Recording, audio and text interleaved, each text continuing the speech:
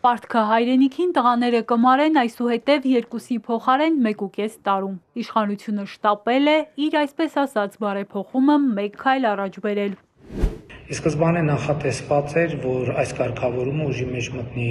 2026 թվականի ամառային զորակոչից,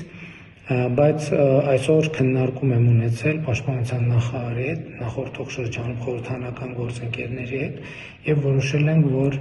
օրենքը ավելի շուտ ուժի մեջ մտնի 2026 թվականի հունվարի 1-ից։ Այս տեսանյութի մեկնաբանություններում մի մասը ցնծությամբ ու շնորհակալությամբ, մյուսները ափսոսանքով են ընդունում լուրը, երկրի համար կործանարար համարելով այս քայլը։ Շատերն ուզում են կառավարությունը մի փոքր էլ բարի լինի ու որոշումը նաև այս պահին ծառայողների վրա տարածի։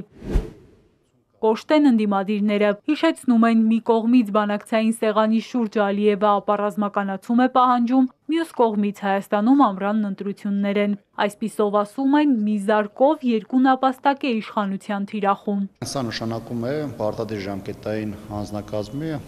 առնվազն 1/4-ով կրճատում եւ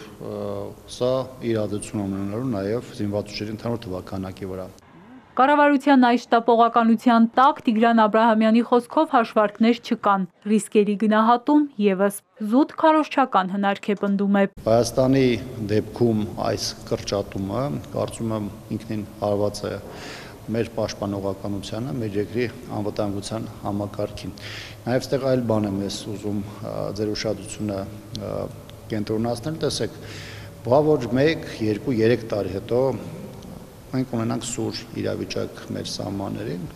իրավիճակը կամ առիթները, պատճառները մի կողմ դրած, ինչ անելու